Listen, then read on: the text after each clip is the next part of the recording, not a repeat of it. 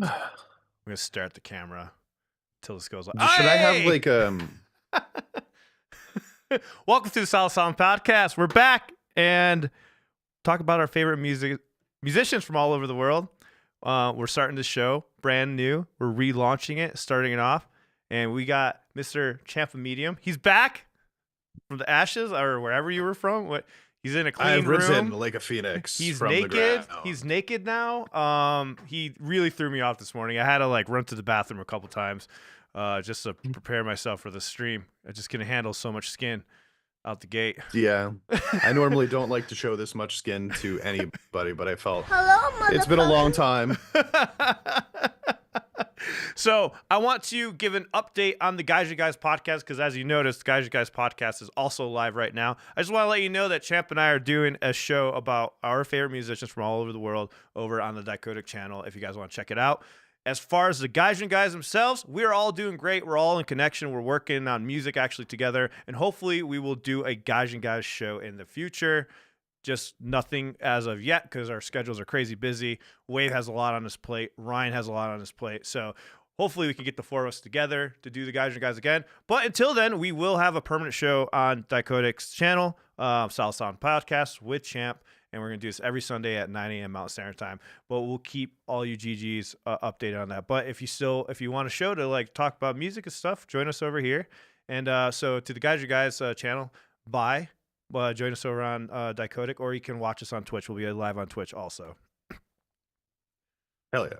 All right. How you been, man? It's been a good fucking minute. It has been a while, right? I'm trying to figure out if I have even done any of this stuff right. Like this microphone, this camera right here. These are things that I haven't looked at since the last time I looked at you. Well, I mean, look at you. It's like a nice, clean, crisp studio. It has this purple ambience, which is perfect for the Dicodec channel. Just like you're fitting the atmosphere of the channel too over there. You know, you're just ready to go. It's all clean. It's like if you planned it. I do a lot of good things, man. Unfortunately, when I try to do good things, it usually doesn't work out that way. But you know, you got the handlebar mustache going on. This was an accident, by the way. I want to be clear on that. Okay, I would never intentionally show my double chin off to the world. All right, this is not something that I generally try to do. I was shaving, and the clipper wasn't on all the way, and it went all the way up to the lowest setting as I was trying to trim my beard, man, dude. And I was just like, and I had this big beefy beard, right? Like big like ZZ Top beard going on, and I was like, I just wanted to trim the bottom of it, and I shot it all the way down to one. So I just had this one missing piece right down the center. I was like, well, I guess there's nothing I could do except for just, you know, go bald.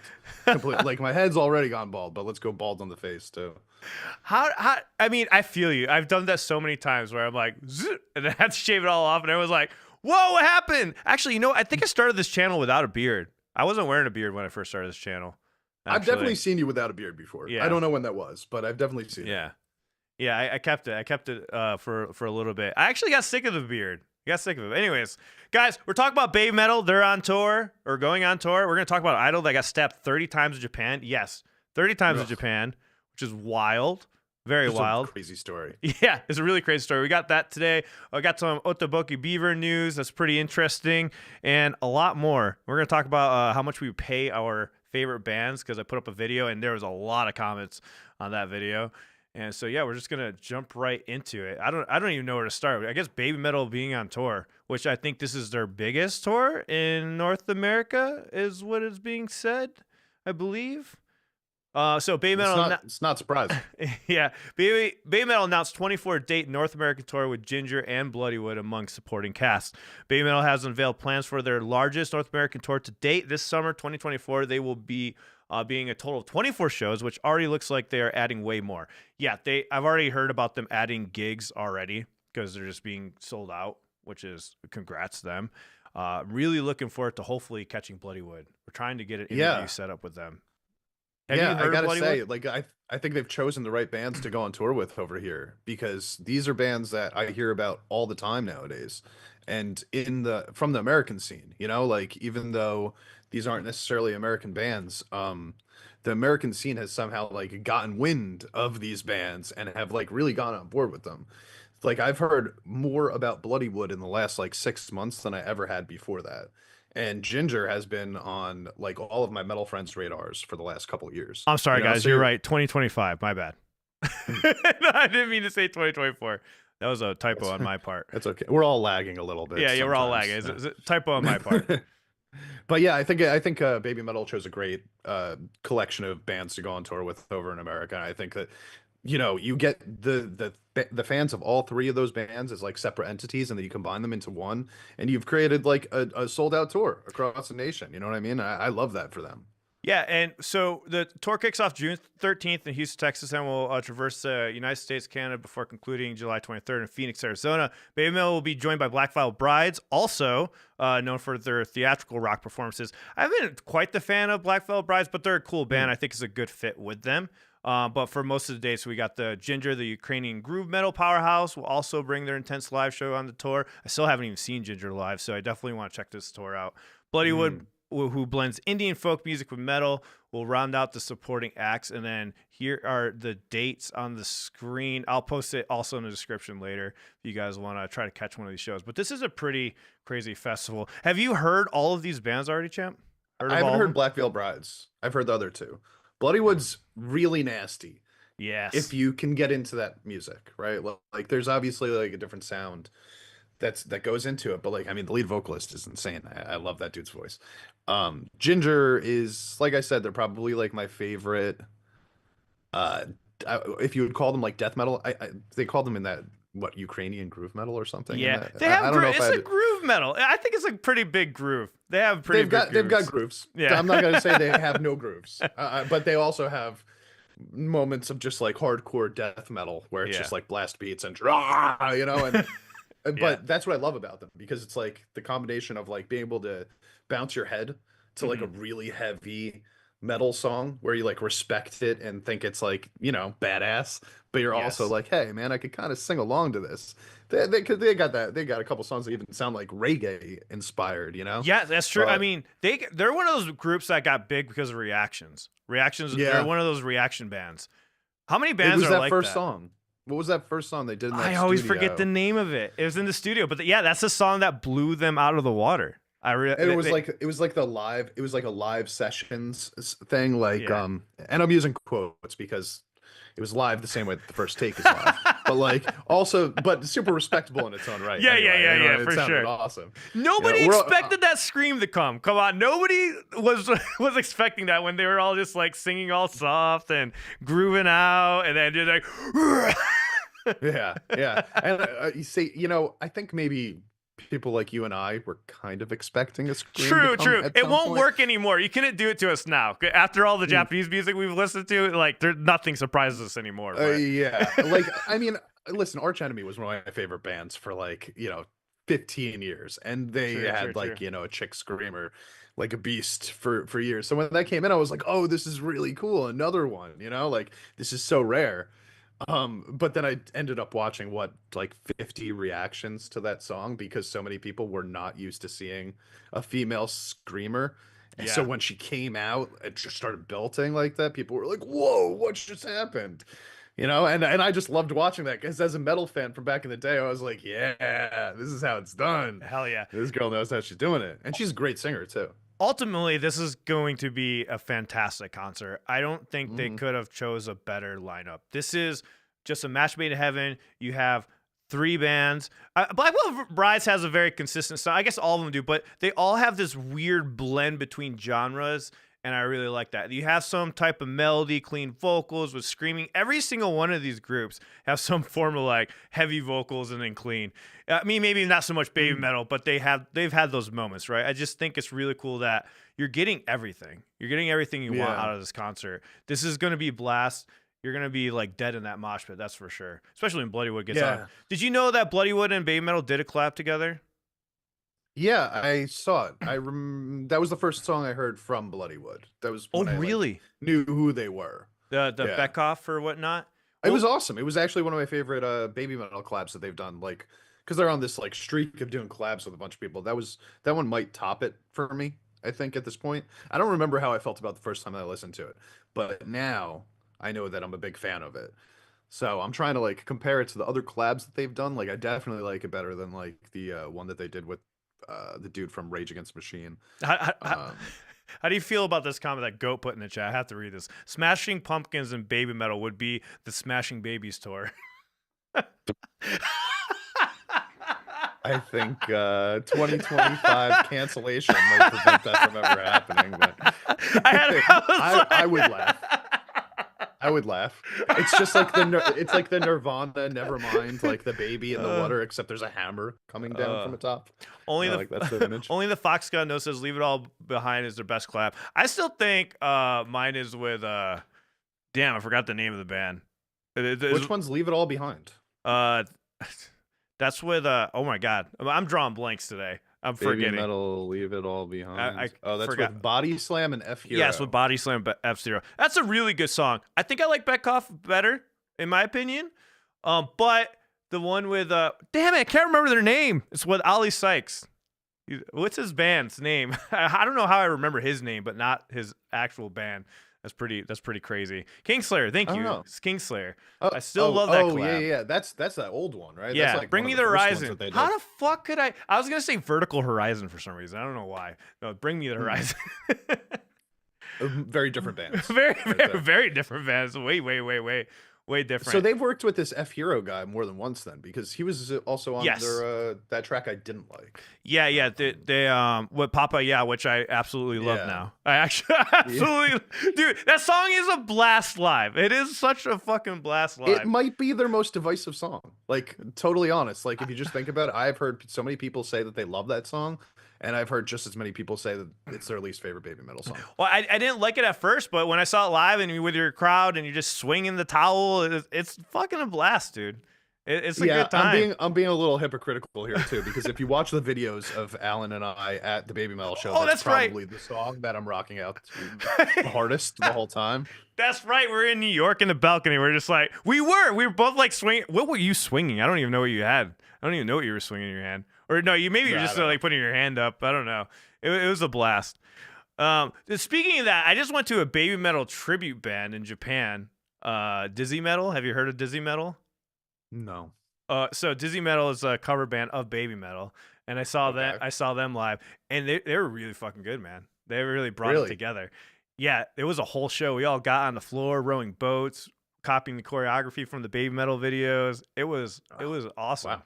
How many people do you think were there? I have like 50, 60, you know? Okay. You guys went hard for a 50, 60 person turnout, dude. I will say. Oh, see, Champ doesn't even know about this, dude. Japanese shows, bro, on a whole other level. Yeah, like there can be 20 people and they just go super hard. Like, all right, when you crowd surf, right? It's normally crowd surf with like 100 people, right? At least minimum. You need 100 people to crowd surf. No, dude, there's 20 people and we still crowd surfed. I don't know how that happened. It was just like the same 4 people holding you up. But I was a little worried when I did it, and they held me up. They held me up, which is hilarious because at the Jaluka concert in LA, they dropped my ass. But these 3 dudes in Japan held me up, no problem. Did not drop me at all. I don't know, man. I don't know how I feel about just like 3 dudes just carrying me around, but I mean, I'm glad that people get into it so hard. At some point, it stops going from like it's a concert to just like now there's just dudes carrying you like a baby around. They brought up a good point about decisive bands here. The one with Tom Morello is probably the most decisive, which I don't think it is that much. I mean, people just complaining. I think it means divisive. Divisive. Right? Yeah. And then, but like somebody mentioned the End by Lil Uzi Vert. That one was pretty. That one ruffles some feathers for sure. Because that's inherently going to bother people. You know what I mean? Like, it really doesn't even matter what the song sounds like at the end of the day. Like, people are going to be annoyed by that immediately. People from both genre enjoyers, you know? Yeah. But I because you know what really ruined that for a lot of people? I feel like when Metallica teamed up with Ja Rule in the 90s, people went, wait, Metallica teamed up with Ja Rule? Yeah, see, people don't even remember this, right? Like, what? There was a Ja Rule song with Metallica. It was like during, I think it was like after Garage Inc. or something. They decided to do a collab with Ja Rule. It's like one of the worst songs ever written, and I think it really soured a lot of people on like the combination of a rapper featuring on a metal band's track for a really long time, and we've had to work out of that. You know, we've had to, like, climb out I of don't that even remember grave that was that. created by those two. Because I mean, can you think of a worse combination of people to like be on a song together? I It makes zero I sense. just can't imagine Metallica even pulling it off. You know, like the whole Aerosmith thing back in the day. That one worked out well because there was like a little bit of groove in Aerosmith Yes. songs. At least you can at least transition it. But Metallica at the time, that's pretty Yeah, wild. dude. Yeah, it doesn't even make like when you were just saying like the Aerosmith groove that's in that song, like he's already kind of rapping. You know what I mean? He's like rapping in like white boy style, right? So to just like throw Run DMC on it and like rap for real, it wasn't that big of a shift. Ken just sent me the But link. like, He said we did it again. Metallica Swiss Beats Ja Rule. oh God, Swiss Beats was on it too. That's crazy. And Swiss Beats was like huge, a huge beat producer for rap at the time, which is amazing that it was just you have like actual talented people like involved in this project, and they just had no idea what to do with it, and it just shit the bed entirely. I'm gonna have to react to this, dude. This is wild. I never knew this existed. I never knew this I existed. can't believe you never heard of that. That's yeah, crazy. it's crazy. I'm looking at the album artwork for this. Is atrocious. Fucking, I don't remember that much. fucking, it's horrible. It's so bad. It's so bad. Well, Oh my the God. punk guitarist. You remember Otoboke Beaver? I do. The crazy crazy punk band. So the punk guitarist from Otoboke Beaver has been hailed as White's favorite new player, and now she has a fresh guitar to work her magic. So Jack White from the White Stripes, he always gifts out guitars. So Jack White gifted his signature triple caster guitars to Yo-Yo Yoshi, the guitarist of the Japanese punk band Otoboke Beaver, calling her his new favorite guitar player. This generous gesture follows White's admiration for Yoshi, who started in a recent Fender promo for the reissued Hello Kitty Stratocaster in 2024. White publicly praised her playing, saying, "If you are coming up against the ambush, you want her in the battalion," which is so accurate because when I saw her in Denver, she's so into it, man. Her stage presence is phenomenal. I love it when guitarists really engage with the audience. It's my favorite thing to see. Something I also try to emulate when I play live. I really love it when the people playing the instruments engage with the crowd, and that whole band does it. The whole band does it really well, and I think that's why they have such a good turnout. That was one of the concerts that I was so shocked about how many people showed up for Otoboke Beaver in Denver. I didn't realize their fan base was that big in the States. So when I went there and saw the mosh pit, like the mosh pit was suffocating when I went down there because they're like there was not enough room for us to bounce around. So like we're like could barely get anywhere when we're at that show. Wow. Yeah, I've only seen their music videos. I've never seen them do any kind of live performance or anything like that. So, but I could, just by the vibe of the music, you could see why people would be like going crazy with it. I'll be honest, I haven't really focused enough, I guess, on the guitar work of the band that where I would be like, what's her name? Yoshi? They have a cool ass name, by the way. Yeah, Dave Grohl's also mentioned Otoboke Beaver also. I forgot about that. Dave Grohl is the first one to do it. See, it's very interesting because like I find that like there are guitarists that play like certain styles of music or whatever where like you know that they would prioritize different things than other guitarists would, for example, right? So like somebody like a Dave Grohl or Jack Black, not Jack Black, Jack White. Although Jack Black also plays guitar, but Jack White, I mean, their bands are very like they are groove heavy, right? Like they have like these. It's more about coming up with a cool riff and then like playing it really cleanly and like having it, people be able to bounce to it and stuff like that. Mm-hmm. And they're drawn to a band like Otogo. I can't say it. The Beaver Band. The Beaver Band. The Beaver Band. Oh no. And I just then you like I wonder like what it is exactly about her because it does feel like they have very different styles in playing. Like Jack White and her. Yeah, for sure. Absolutely go crazy. Sorry.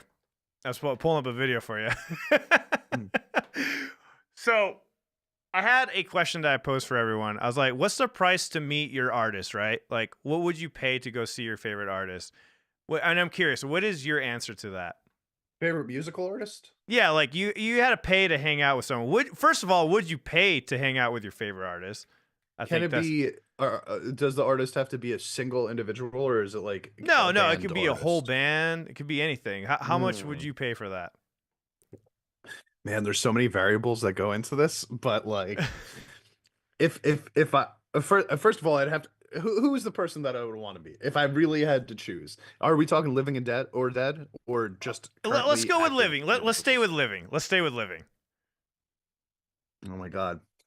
Dude, I'm not gonna lie. I might like totally sell my soul here and like not even meet somebody that I respect and instead just like go with the hottest girl that's single that I could find and hope that I woo her. You know, like Ariana Grande and like be like maybe I could steal her from SpongeBob. You know what I You just mean? got to make her laugh, you But know? That's yeah, what they yeah, say. exactly. You just got to make her laugh. Maybe if I dress in the SpongeBob outfit, then I could steal her away from the dance SpongeBob. But I think realistically, if I had to choose, I think it would probably be like, oh man, this is tough. Did you answer the question? I need some like inspiration here. He's like, well, here, let's read some of these comments in here. So there's a lot of comments on this video. Go check it out. A lot of opinions on it. So the top one right here, the smaller the band, the more I'll pay for meet and greet because I know it helps the group financially. After that, I also would do it for the bands that are among my absolute favorites, like Bandmate or Love Bites. But sometimes you have to rely on luck. When Love Bites came to Belgium last year, it was at a venue whose manager is a musician friend of mine. Knowing that I'm a big fan, he offered to help out that way. So this person, had an inside into it. And as a musician, I'm used to managing equipment. And so free of charge, I was able to spend half a day with Love Bites without paying as a fan, of course. That's pretty cool. But that's pretty badass. This person says, Drag says, it's weird, man. Buying an artist's merch, including signature guitars and such, is different than paying one to hang out with you. Paying the artist to hang with you is like paying someone to be your buddy. Just know, time and intimacy are different categories of value than merch. So, I get that perspective for sure. That's when I first thought about the question. I was even thinking, I'm like, well, first of all, I can't fathom paying that amount of money to hang out with someone. It's like really difficult. But also I'm coming from a place where I've been fortunate enough to be with some of these artists and interview them and hang out with them. So maybe my perspective is a little skewed on that because I've had the opportunity to do so without paying that. But then we made the joke. Well, we were saying, well, if it was for Yui, I would pay for it because, that would have that nobody knows where Yui is. So that might from BABYMETAL. And like, maybe that would be the one artist. Yeah. Yeah. It would pay for itself in the end. I think ultimately, if I was going to do this, okay, I'll be honest. I would never really, I don't think there's a single person in the world that I would pay to just spend time with. How much though? Like, what's your dollar limit though on that? $0. I'm not spending any money to just hang out with anybody. You should be paying to hang out with me. No, but if I was gonna actually shell out some money to spend time with an artist, it would be because I want to ask them like questions that I want to know, not like questions about their life or questions about like how do you like touring, blah blah blah blah. It would be like behind the scenes, sort of like I want to know, like I hate Lars Ulrich. Yeah, I do not like that guy as like a person, What? but I might want to hang out with him if I knew that like I could get him to talk about like Napster and shit like that. Like all the stuff that like I feel like I don't like him for. I would like to hear him talk about it so that I could like, I don't know, just get like the behind the scenes information on how that stuff went down. But I can't think of a single individual where I would like actually pay to just like, let's hang out for a day. Let's get some fun stories. Like, I don't think I would do that. You don't think you'd do it? I don't think so, man. I started changing my mind as I was talking about this topic. At first I was like, hell no. But then I was like, Alan, you technically have already paid, to go. But it wasn't for the intention of like hanging out, right? It's more of like, I wanted to get information about the band to share with the fans that want to get to know them better, So there's also the networking aspect to it. The networking aspect, right? Where it's too. like you're meeting people and then you're like befriending them for future sort of projects that could possibly happen and stuff like that, like collabs and stuff. So I guess in general, like if you're paying a plane ticket or paying a ticket to anywhere, I guess you're paying to see them. But I do understand the aspect of like you're paying for intimacy to hang out with them. And the reason why this conversation was sparked was because Gene Simmons was charging people $12,000 to be his roadie. charging them to work for him. Yes. It's like the yes. it's like the opposite of slavery, but like somehow also like double slavery. Like I don't even know how to like think about that in my head. but Teresa she was like, well, technically I paid the work for you technically because she was doing the mod stuff, and I'm like, I guess fair point. Fair point. I mean, we're really dicing carrots over here now at this point. Like I mean, I feel like I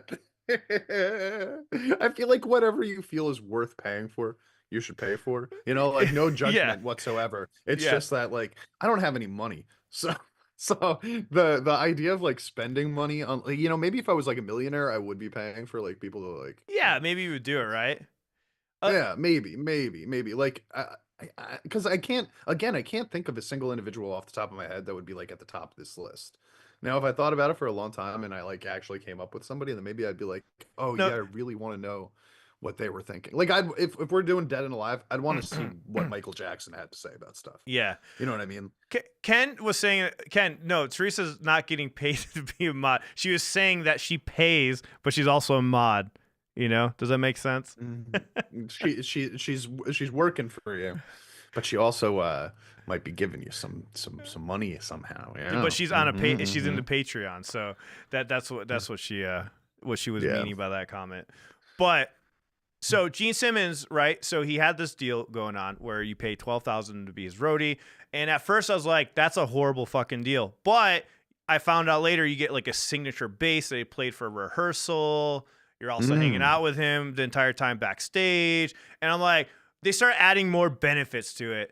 And in my head, I was thinking, well, that makes it more worth it. Because how many people would pay to hang out with Konami and then you also get a signature guitar? Come on. I know a lot of people. SJ Nix, I called you out on that stream. I know you'd pay 12 grand for that probably. Get a signature guitar and then hang out with Konami. The signature guitar is a huge difference for me. Like that would immediately up the incentive. Yeah, you're getting a signature Gene Simmons bass that other people don't have. You know what I mean? Like this guy handed it to you. Like he played it. He's probably signed it, right? Yeah, he signed it. Yep. He's signing it, and then he's giving it to you. Like nobody else has this shit, right? Like this is now yours, like specifically. So that like is way more enticing than just like follow him around for the day. Yeah. Well, here's some news. So Gene Simmons quietly cancels solo tour dates, suggesting poor ticket sales. So this is for the same gig where you pay $12,000 to hang out with him. So ticket holders for select shows of Gene Simmons Band North American tour received an email Thursday, March 20th, notifying them that the concerts have been canceled. Unfortunately, the event organizer has had to cancel your event, the email reads. You don't need to do a thing. We'll issue a refund for the original method of payment used at the time of purchase. As soon as the funds are received in the event organizer, it should appear in your account within 14 to 21 days. So on his official tour page, initially listed 5 canceled shows. So it's Anaheim House of Blues, Auburn. So these places right here, okay? They were all canceled, but fans have reported receiving cancellation notices for shows in Tallahassee and Denver, indicating a larger number of affected performances. So I think Gene Simmons selling out has finally come to an end. He no longer can monetize himself. Yeah, he's been doing that for a long time, and he was really good at it. He probably doesn't need to do it anymore. You know what I mean? Like, it's why did he why? I'm really impressed with him, man. He's been going hard for years, trying to sell every aspect of his life. He really has. He probably could have stopped in 1979, and he would have been okay for the rest of existence. But he went on for another 40 years doing it. I give him props for it. But I will say that I think that his cancellations have less to do with him, like as an artist, and more to do, I think it's indicative of the overall sort of musical scene and the ticket gouging and price increases that are happening throughout the world, really, but very much in America right now. I mean, I just read yesterday that Beyonce canceled a bunch of tour dates too. I mean, we're talking about Gene Simmons and Beyonce, right? Like, these are two of the most famous musical artists in the history of the world. Do you think it's because Kiss isn't attached to it though? Like, do people really just want to see Gene Simmons solo stuff? Like, I mean, if you're gonna choose one of the Kiss members, it'd probably end up being him. Yeah, but I don't know. Like I said, there's these tickets. If you look at the prices, and we know that some of the artists have say over this. Some of it is just like Ticketmaster and stuff like that that are like, doing that. I don't remember what they call it, but dynamic ticket pricing, where based on how many people buy stuff immediately, they'll increase the prices as the days go on, and then they end up not selling out and have to cancel these tours because the tickets are too expensive and people can't afford to go to them. We're talking about like again, like some of the most famous musical artists in the world that are canceling their shows. And yes, with Gene Simmons, it might be more to do with the fact that he's like 232 years old and doesn't have the rest of his Yeah, band with how him. old is he now at He's this got to be point? 70, right? Like Right? Yeah. 70 something. He's got to be. I But gotta call. Go ahead. no, I just really think that it has a lot to do with the fact that people can't afford it. People are just not going to concerts as much as they were before. You are the bands that we I like, don't know. that we see. You can still Yeah. afford to see those bands. Like you can still afford to go see Bandmade or even Baby Metal, dude. Like when we saw Baby Metal, what was True. it? It ended up costing me like $65. You can't, and like you can't see that. You can't see most musical artists today for $65. You're spending a couple $100, bare minimum. So it was amazing to me that I even got that price with Baby Metal because they're fucking huge. That's a really man, good point. That's a really good point. People don't want to pay these overpriced tickets for artists that are from 25 years ago or even like Yeah. 15 years ago when you can go see amazing newer bands like Bloody Wood, Baby Metal, Bandmade, Nemophila, Ginger. Like those are way more accessible, way more affordable to go see them. I agree with you. Or even Electric Dude. Callboy. Their tickets are so Metal much bands, more affordable. bro. Yeah. Metal bands. Like metal bands are some of the only bands left out there that aren't price gouging with their tickets right now. And I don't know if it's because there is a lack of interest in sales and therefore they can't do it, Well, or if it's just that they have like a common decency sensibility for their fan bases. But listen, it's definitely cheaper to see those bands. I can give you guys some numbers right now. So I did a show in Connecticut, New Haven, right? We had about 60, 70 people, and we're not a known band. Cometa is the band that I'm in, if for those that don't know. So we did a show out there, and I was very shocked on how successful it was. We did about 500 in merch sales and made 400 from the gig, and that's really good for a band that's unknown, in my opinion. Like, Definitely. I never had, like, I was like, just walking away with a couple hundred from that show was very wild. So I don't think it's completely dead. I think people still, I think they're loving these live shows or they're getting back into it. It was a nice crowd. It was really good. Of course, you have to be entertaining. We did anime covers with original music, so you have to have that little balance or whatnot. And it went well. I was shocked. I was like, okay, if I can get a lot more of these gigs, like it can be decent. It's not like crazy good. I still have to do like 5 other jobs with it, but I mean, it makes doing those live performances even well worth it because fun. It's fun to do. I just love doing it. I don't care how much I get paid, honestly. I just love playing live. But 100%. And not only that, but I think that the way that the really big artists have their increases so high that they're basically blocking people out of being able to afford to go to their shows. Yeah. I actually think that is going to and might already be having a positive impact on smaller artists because people still want to see live shows, but they can't afford to go see Beyonce or fucking Metallica or Lady Gaga or whatever. So they're going to go to their local show because they just want to hear some live music.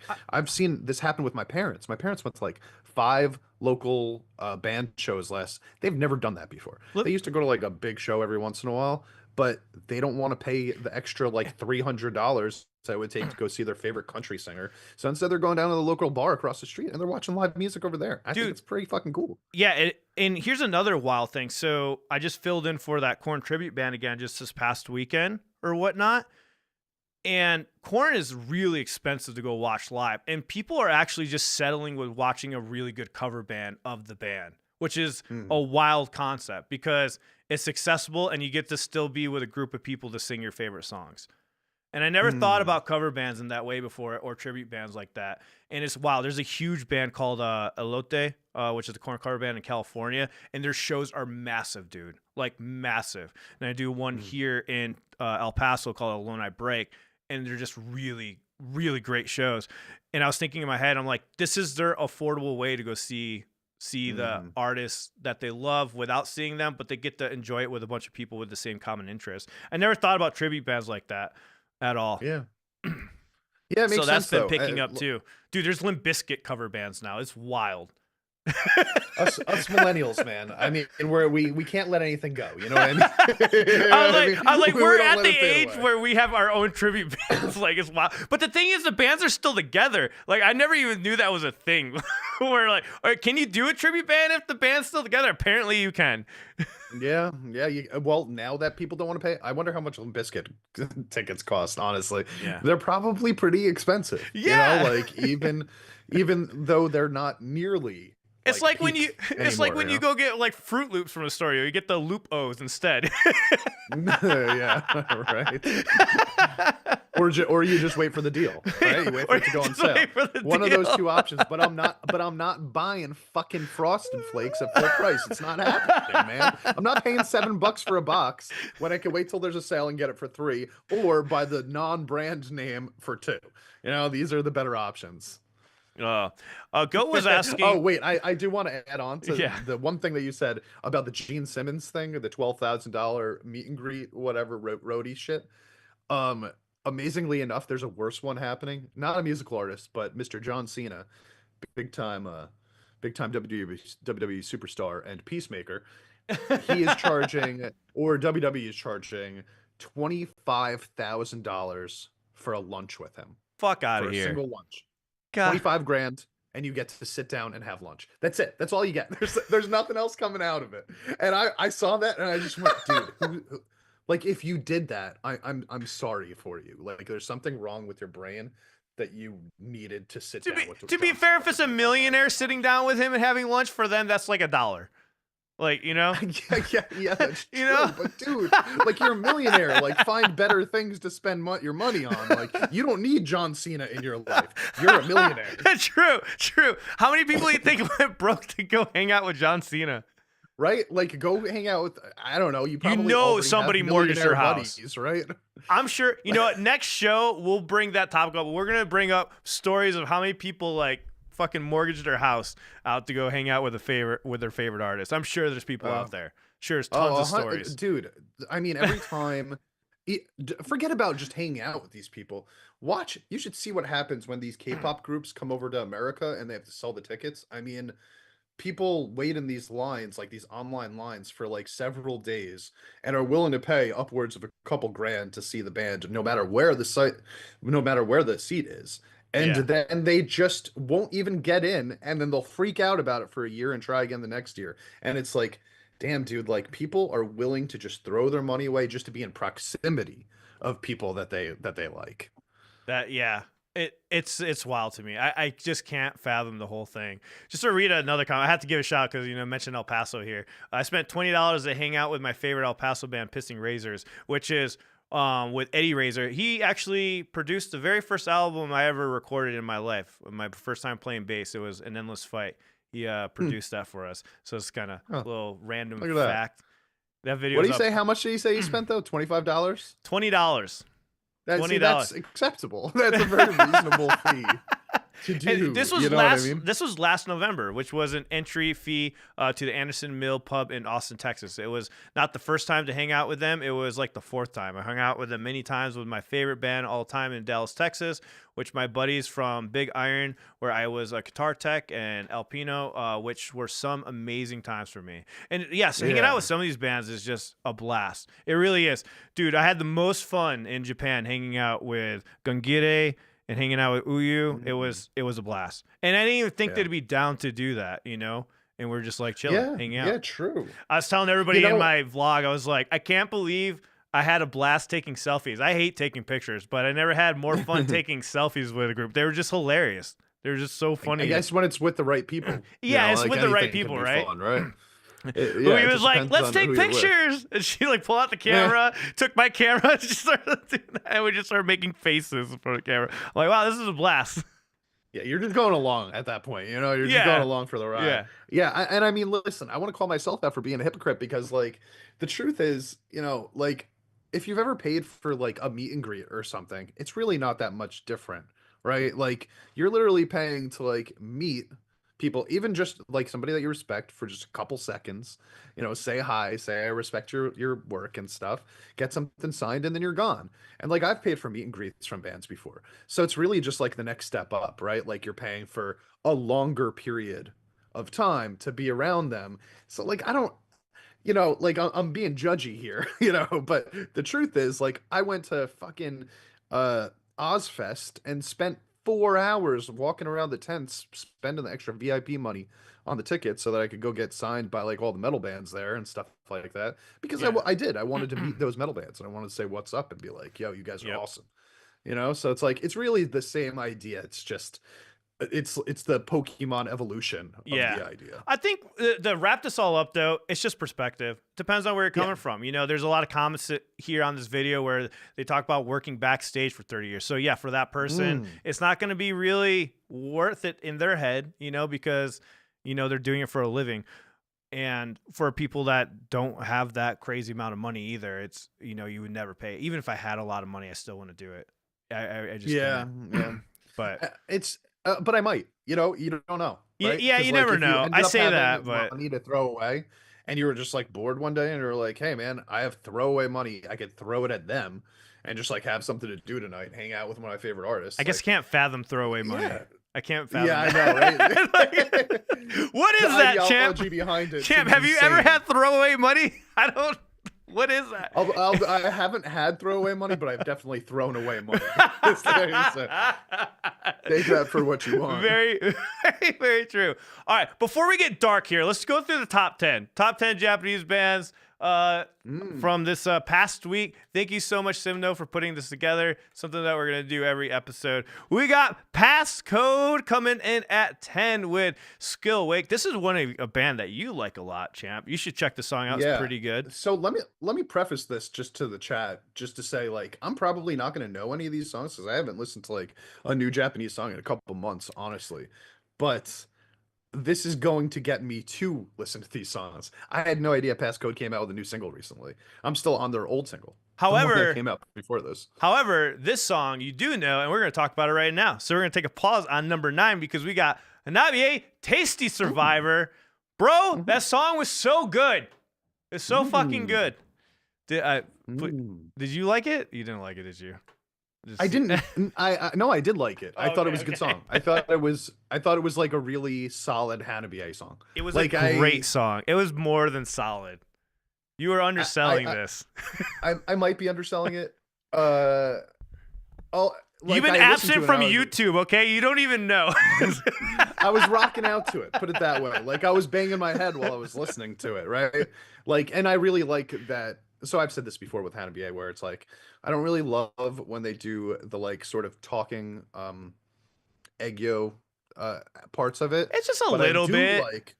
No, it was more, but I do like when she does it in more of a rap flow, which is what she did in this song. So I like it better in this song. This is the style of that type of thing where I actually get on board with it. And there was a lot of screaming. It was like that. It was like the rap flow right into the screaming. And I really liked the kind of like juxtaposition between the two of them and where they came in. Cynical said it was time to bring the full shit pull back. The full what? The full of shit pull back. I don't know what that means. It's just a joke. It's a joke. We always would do a full of shit pull when somebody was going against the song back in the day. Oh, is that? See, now this is an inside joke that I'm not privy. We're making you privy now. So when people say, "Oh, this is full of shit pull," they just mean that it means that you actually absolutely love the song and it's amazing. And you're just shitting on it for no reason. I kind of like that. Actually, I'm going to use that going forward. Let me say this. Let me drop my exact like most condensed feelings on this song as I can. Like I'm going to try to articulate this in one sentence. Really enjoyable, but nothing I haven't heard them do before. That's where I'm going to leave it. Wait, say that one more time. Really enjoyable, but nothing I haven't heard them do before. See, I disagree. Oh, man. Okay, no, you're right. It's definitely everything that they've done before, but they capitalize on every single element of their past songs, and they're able to put it in one song. In 2 minutes, too. They did this all in 3 minutes. Short. all under 3 minutes. They got every single genre that they have done leading up to this song. And there's a lot of things I like about this song.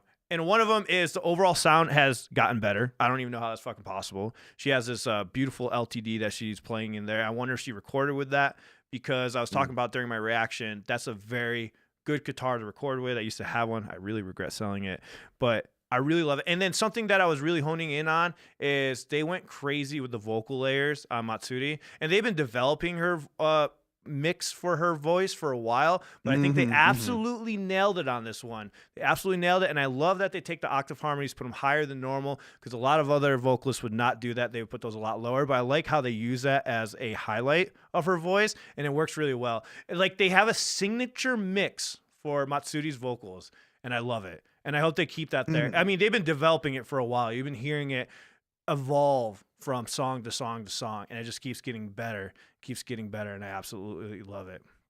Yeah, I have to actually back you up on that part too, because I think that the first thing that I noticed was how much I liked her vocals when the clean part came up. Okay, so let's break it down a little bit actually. Like, my favorite part of the song is probably when she comes in. There's something about where the transition comes after the screaming, and then there's like a little blank part of guitar. There's like nothing that happens for a second, and then it kind of slides in and starts doing a palm mute. And it does palm mute for like 3 out of 4 bars before it goes into the chorus. That's my favorite part of the song. Weirdly enough, it's the part without any screaming. It's the part where the other singer's singing. Yeah. As much as I love, but like, I loved the sound of when her vocals came up, and yeah, you're right, the octave layering that's on there with that palm mute. For whatever reason, like, the sound itself, the soundscape that created, it's my favorite part of the song.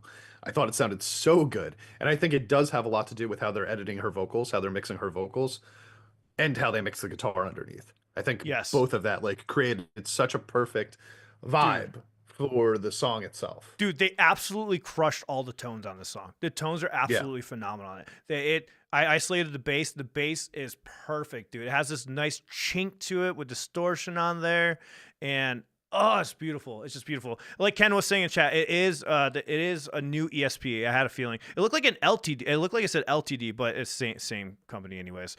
But either way, it doesn't matter. Those guitars are really great recording guitars, and if she did record with that, you can tell. If they didn't, then they just mixed it. They mixed it way better. It was just a flawless mix of it. It really captured the band's energy and highlighted the best features about them. And something with the chorus that's really cool, when you check it out, champ, listen for this. They insert certain octave harmonies during certain parts of the chorus to give it more dynamics during it, which I thought was cool. And I loved how it started off with a simple chord progression, and then right at the tail end of the chorus, it gets like progressive, just for a split second. That was something that really stood out to me, because it would lead back into the verse, which had this amazing slide guitar riff that was, I want to learn it. I want to learn on guitar. It was so good. I'm actually going to talk to my friend Becca, see if she wants to cover this song with me, because this would be a fun cover to do. I also liked, this is one of those songs that to me sounds like a live song, where it's going to like sound really good in a live setting. Which also I think helps, is benefited by the length of the song. But it was interesting because we listened to a lot of these Japanese bands, and some of them are they just can't help but like do key change constantly. Like Passcode. That's right. They did a key change. Sorry. In every fucking song. Yeah. And they did a key change at the end of the song, which is not a Hanabie thing. They're like one of the few Japanese bands that just don't really do that often. So when they did it, because I was waiting, I was like, what are they going to do for the end of this song? And then they did the key change for the chorus, and I was like, holy shit, that was pretty cool. And I thought that was cool because they don't do it a lot. Now, if Passcode did it, I'd be like, that's so common and normal. But like when they did it, I was like, that was a smart place to put that key change. Japanese musicians really like to do those key changes. It's so common. It is pretty common in there. Except for with a band like Hanabie doesn't really do it. Yeah. Bandmate doesn't really do it. I mean, very rarely. But like a lot of the more progressive bands, any of the bands that have like progressive tendencies, they can't help themselves. They do it all the time. Unlucky Morpheus, like constantly. Yeah. So the Twitch poll right now says, "Is Champ full of shit? 65% yes, 35% maybe." Yeah, That's the verdict. I just like to call it the people that are on YouTube right now. I just went over to Twitch and I saw that poll myself. Just so you know, there was no option for no. It was just 5 yeses and a maybe. So No, obviously, no, there was a no on there. It's somewhere on there. It's just it was 0%. No, but I ultimately listen. If we're gonna like sit here and like give the song a rating, right? Like a school grade or something like that. Yeah, what's the school grade? It's a B plus for me. Like it's a solid B plus, and I think that's really good for like a song, especially a metal song where like I'm kind of picky about metal songs. See, Like, I don't know. I give it a 7, which is really, really good. If they elaborated more in the song and went longer and it took me on some type of journey, I would have gave it higher. But 7 is like awesome for me. Like that's like a phenomenal song. And Yeah, that's what I would give it. I think our scales are different because I'm probably giving it what you would consider. Mine would like be a B plus seven also, I guess. It would probably be around there, right? Yeah, 7 B. Yeah, I don't know. Let's just go with the numbers. Let's go with the numbers. grades. Yeah. Why you gotta mine's bring gonna the grades fall. in Mine's there? gonna fall between a 7 and an 8. Also, like my Yeah. score I on, agree. on that song, it's gonna fall somewhere in between there. Just because I feel like it's really good for like it's what they do best and they do it really well.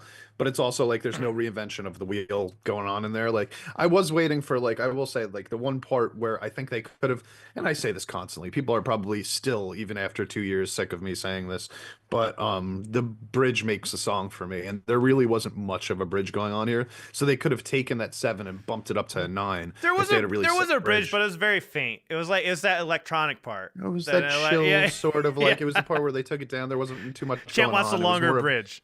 It was more like a long transition than a bridge, right? And like if there was a really sick bridge there, it would have turned into like this is a fucking nasty ass metal song. But instead it was like this is a fun metal song. Apocalypse says he thinks he's right since the beard is gone. Yeah. I thought it was right way before the beard was gone, bro.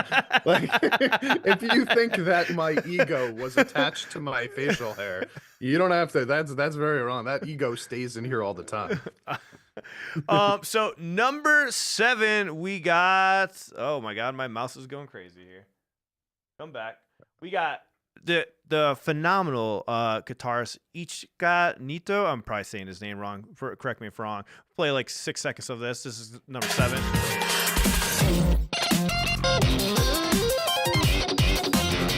So we got that style of guitar playing. Have you heard of this artist before, Champ?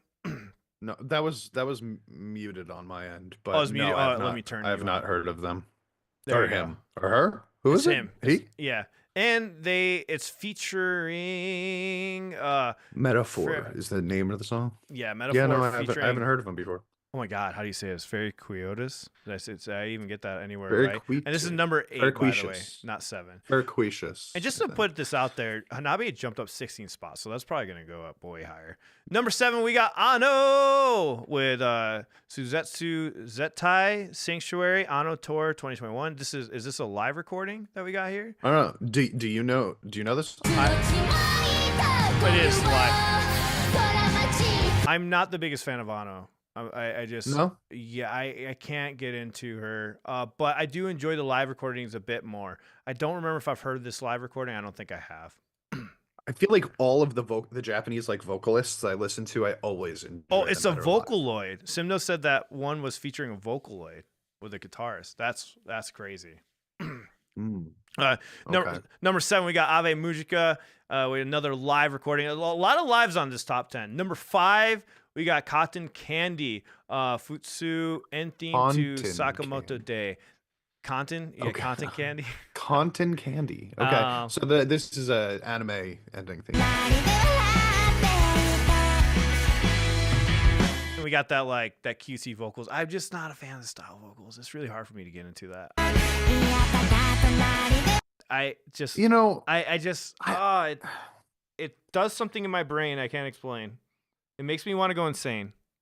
I It feel makes like me want to run in circles and just scream. I don't know.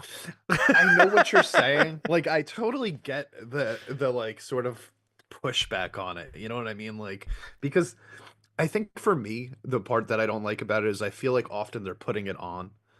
Oh, they're definitely versus, putting it like- on. It's the whole Right. point of it. They want to do that kawaii, cutesy. But I know thing. that there are some that actually have like, more higher timbres in their voice and kind of speak more nasally. And I have heard people that speak like that, that sing like that, and it's fine. It doesn't bother me. It's Cutesy just that when vocal. you put it on too much, when you put it on too hard and you know that it's like, Yeah. this is really gimmicky, it starts to grind a little bit, I think. Ken is calling out Goat here. Cutesy vocals is Goat's Viagra. Number 4, we got Bandmade with Zen, and this has been it's been holding at 4 for a while. It was on here since 10 weeks ago. Oh, million views, 1.4 million. Did you views. do a reaction? I did do a reaction. Have you checked this out yet? I have. What are your thoughts on the song? I love the song. I think it's a great song. Cool. Did you like it? If I said that I felt the exact same way about that song as I did about the Hanabie song, would you believe me? Yes. Yeah.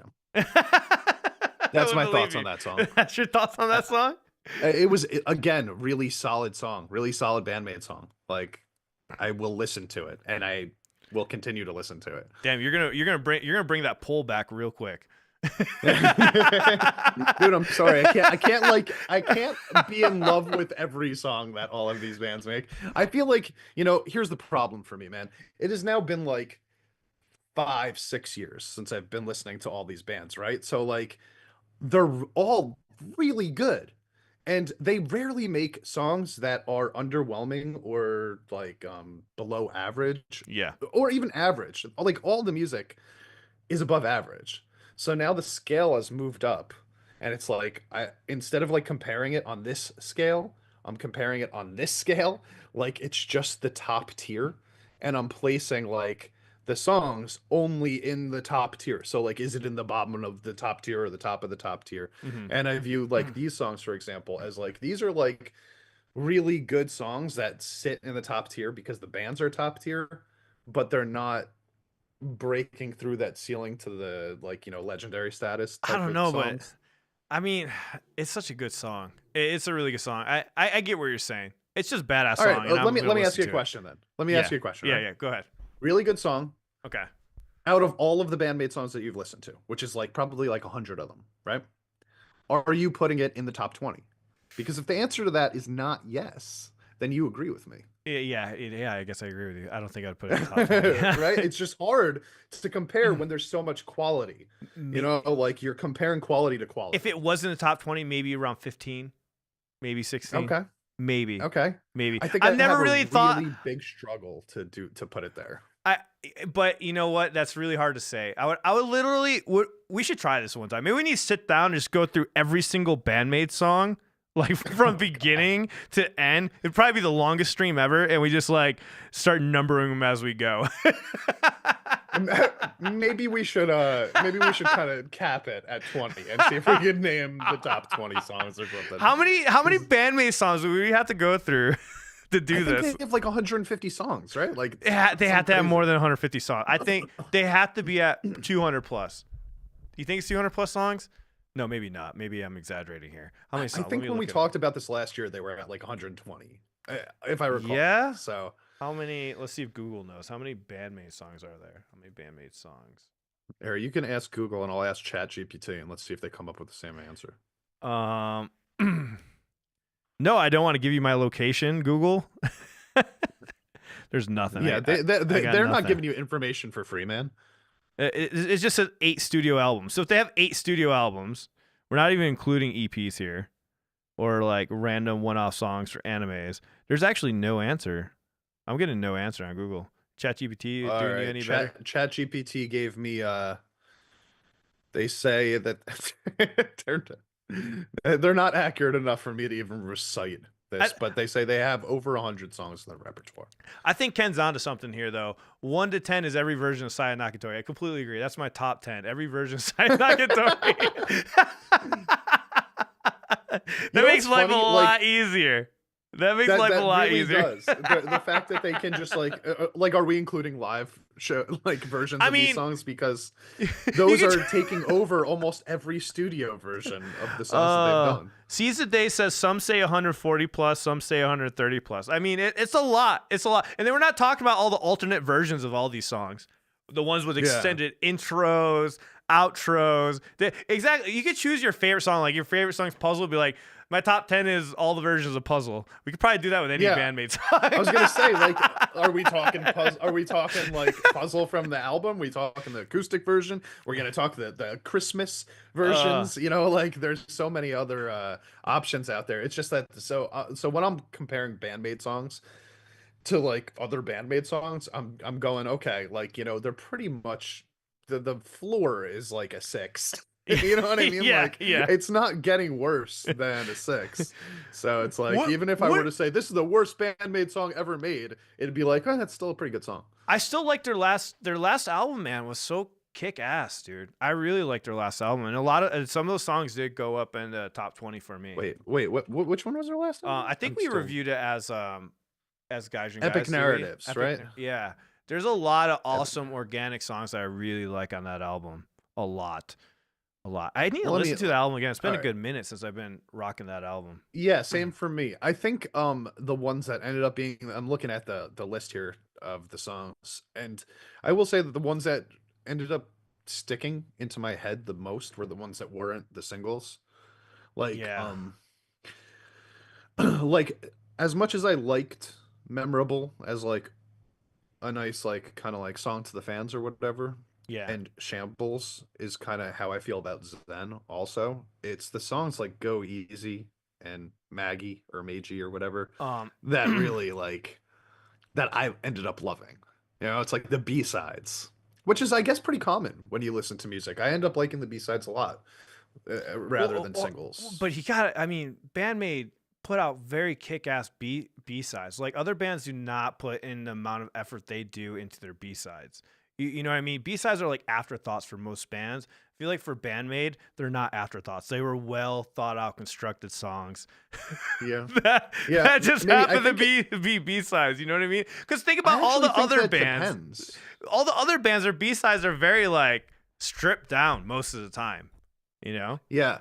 I think it depends on the type of music because if you are like a really famous artist, I think you're kind of forced into putting out singles that people are expecting, and then you get to experiment a little bit more on the B-sides, and therefore the B-sides end up being more interesting. Yeah. But if you're less than that, if you're not super famous or whatever, then I think that you're trying to put your best out as the singles to get people's attention, and then the B-sides end up being kind of like whatever, like just filler tracks a lot of the time. So I really think it depends on where you are.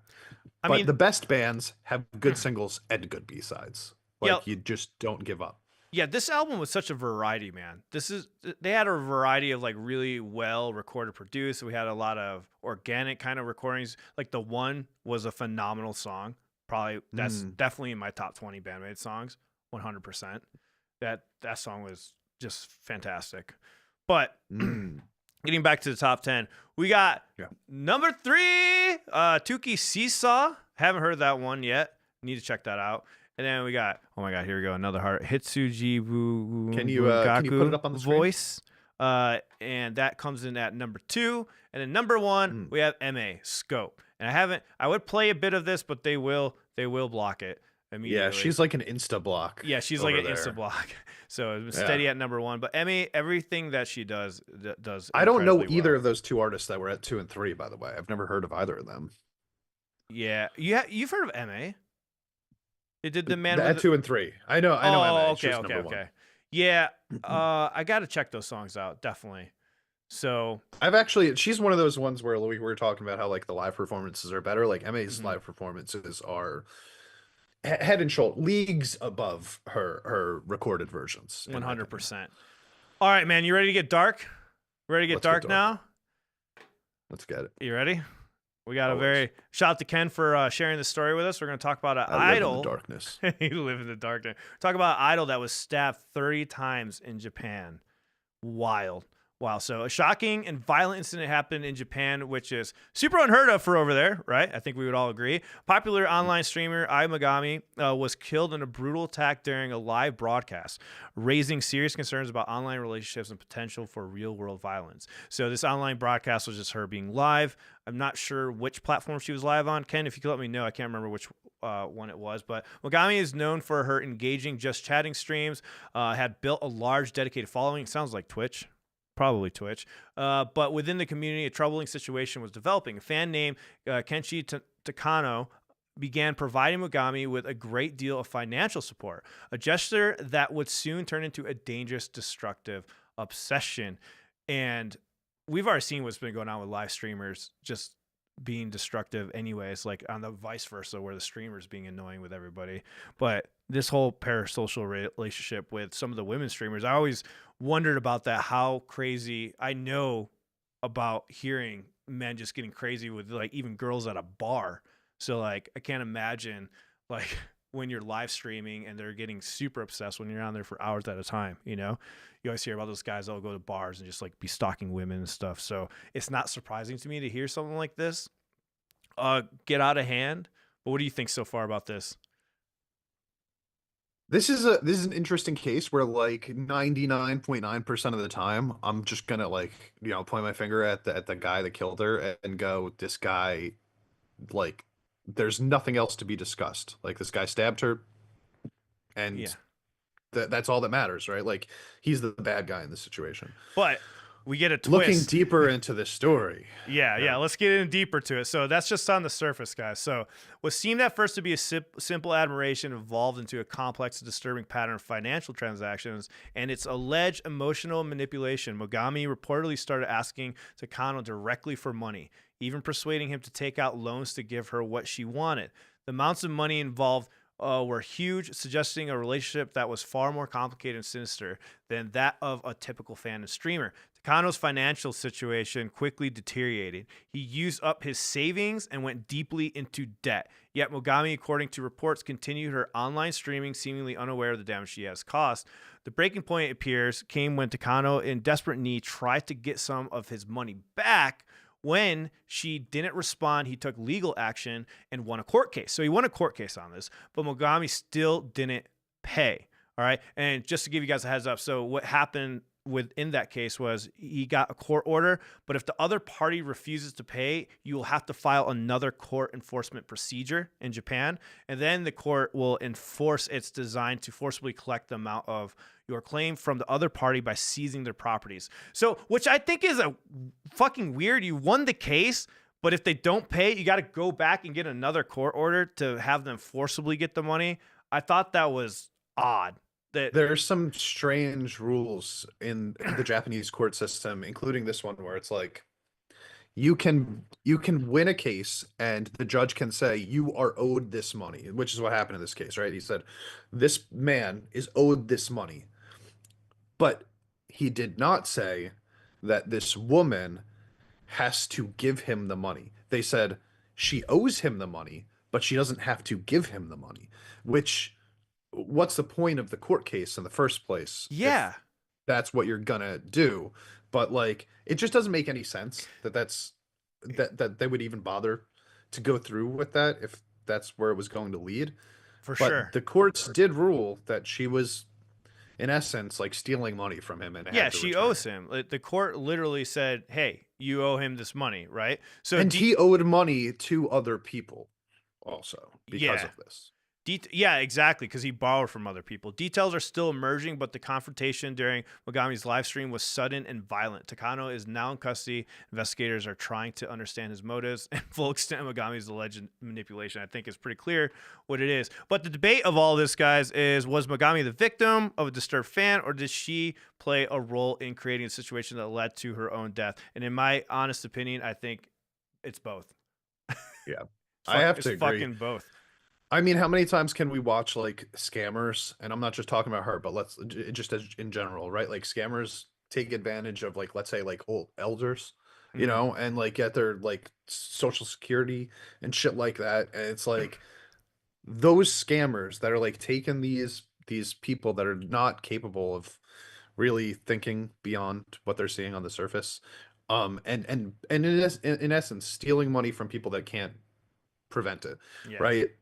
Those scammers, we would say, like, fuck those guys, like we should throw them in prison, we give them the death penalty, whatever, right? Like those are bad people. But in a situation where it's like this, the scammer is like a young woman that's in the public eye, it feels different. but I feel like we shouldn't treat it differently. Like Yeah. we should look at her the same way that we look at any other scammer who's stealing money from people that aren't capable of like protecting themselves. Like taking advantage of like mentally unstable people to get them to give them stuff is wrong.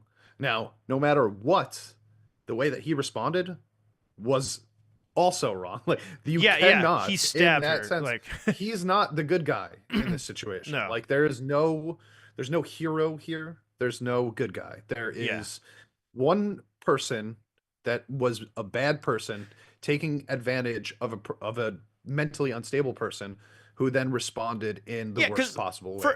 first off, any sane person would not give that amount of money. All right, and even let's say you're a little obsessed. I know we've all had our obsessions, right? Where we pay a little bit more than we're supposed to for things, but we have a limit. We stop. We're not like, oh, I didn't get my fucking money back, so I'm gonna stab you to death. I think we all would draw the line there. I would hope, at least. Most sane people would draw the line at like, I'm gonna go kill you.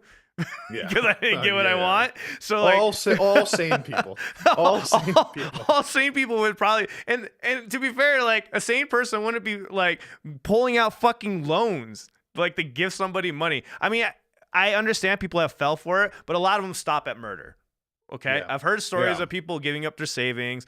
Okay, fair enough. You were really generous. You were really nice, but at some point you were like, they probably cut their loss and were ashamed of it and got depressed. And actually I've heard stories of people that like actually commit suicide because they gave out so much money because they couldn't now they couldn't afford anything after the fact. But yeah, this is something mentally is not stable. Either way. Right. In Yeah. order to like really be taken advantage like in that way in general, I think that there has to be like some kind of like detachment to reality, because Yeah. you're not just going to believe that this person that has like, let's say like, thousands and thousands of fans, that they're like, and they've never seen you or met you, that they are somehow emotionally attached to you. Like if you believe that because they said that, you're allowing yourself to believe that because your head is there's something wrong there, right? Dude, Like, he because if that stabbed. ever happened to us, we would know this is a scam immediately, right? Like, Yes. just based on He principle. stabbed her 30 times. Like Yeah, that 'cause was he's a fucking murderer. He's a psychotic murderer. like, But she poked this psychotic murderer yeah. for what, years? Like just poked him, just Yeah. like and it's like, what do you think the psychotic murderer is going to do In- if you keep poking him? Simno said in common law countries, you have to file a motion to enforce a court order and obtain a warrant to seize the goods. That there's just something wrong in the system with that. But do you think the murder would have been prevented if he got his money back right away? God, it's hard to say because, like we were saying, like he's clearly got something off in his brain. So it's hard to put yourself into that situation, but the motive would be gone. The So, motive would be gone. Yeah. so you would think, just like based on logic, but who knows how much logic he's using? Who knows how much the money actually mattered to him versus like the parasocial relationship that Yeah. existed in general? Like maybe he killed her, not maybe the money was like an excuse, but really what was bothering him was that he thought he had a relationship with this person that he like quote unquote cared about, and she was taking advantage of him. He might Yeah. have been planning on getting rid of her regardless. Yeah. Anyways, yeah, sorry to leave it on such a dark note here, But it's a crazy story, man. Yeah, Like it's this a shit crazy happens. story. This is not that like in Japan it might be uncommon. Yeah, for But I mean, Japan, it's parasocial wild. relationships, the parasocial relationships that form on Twitch and YouTube and stuff like that, that is super common. I mean, like, what do you think happens with these? Those the girls Pokemon and her friends, like yeah. like Valkyrie, and I think I don't remember the other names, but they were at just like last week they were at a fairground, Oh, that's right. and I heard about one that. of their fans like came up and was like, "Hey, can I like asked a question or something?" And when they said no, he was like, "Well, fucking kill you!" And he like went to attack her. That's And wild. like run away, and it's like this guy's like posing as a fan, but like the second that she was like not willing to like go on a date with him, he was like about to kill her. Like literally said, "I'm going to kill you." That's So, scary. like imagine like this is the type of But shit that these people have to deal with. You're Pokemon. Why don't you have a fucking security detail with you? I was a little bit surprised. They had one security guy there, but like I was surprised that there was like 3 girls and one security guy to protect them all because I just don't know how. Simno said a member of AKB48 was attacked with a saw a few years ago. My God, Jesus. That's wild. A saw of all the things. Like, you've got to be like, you can't. You're not just a murderer when you show up with a saw. You know what I mean? Like, there's way more than just being a murderer to want to saw somebody apart. Like, you're not just going with a gun and getting it over quick. You want to dismantle them and watch it happen. That is way worse. Yeah, that's a pretty psycho at that point. You're like taking it to a whole other level. That person was always ready to murder somebody. Like, they were waiting for the opportunity. All right. Before we end the stream, we're going to talk about Nini Music. Do you know who Nini Music is? I do not. Okay. You got to check her out. She's an awesome artist. She uses traditional Taiwanese Chinese instruments for her band that she just started not too long ago. I mean, probably been for the past couple of years now, but she did a lot of Twitch streaming, started off, got famous on Reddit originally. I did an awesome interview with her, guys. I met with her yesterday, actually. It was yesterday, yeah, just 2 days ago. So that interview is coming out soon. She's fantastic. Check her out, champ. I highly recommend it. On our next stream, we'll talk about Nini Music a little bit because I'm really curious to hear Champ's thoughts on her and how she plays. Look out for that interview. It was awesome interview. She gave a lot of insights into what's going on. I'll have early access to the interview on Patreon to help support what we do here. It'll be a nice uncut version of it without my vlog in between. If you want to check it out ahead of time, it'll be on there by the end of today. And also, Dim Ray's interview is up already on Patreon, but that will be out tomorrow for the recording. So Dim Ray's cool. So yeah, so looking forward to seeing you all next week. We're gonna talk about Nini Music. We're gonna talk about more Japanese music or any other bands that we love. We're gonna talk about them next week. Share it with us in our Discord server. That's the link right there if you're on Twitch. You can follow on YouTube or Twitch. The show will be live on both. All right, so appreciate you all. You guys have a good one. Champ, this is fun. I'm looking forward to this show. Good to be back, my man. All right, see you all later. See you.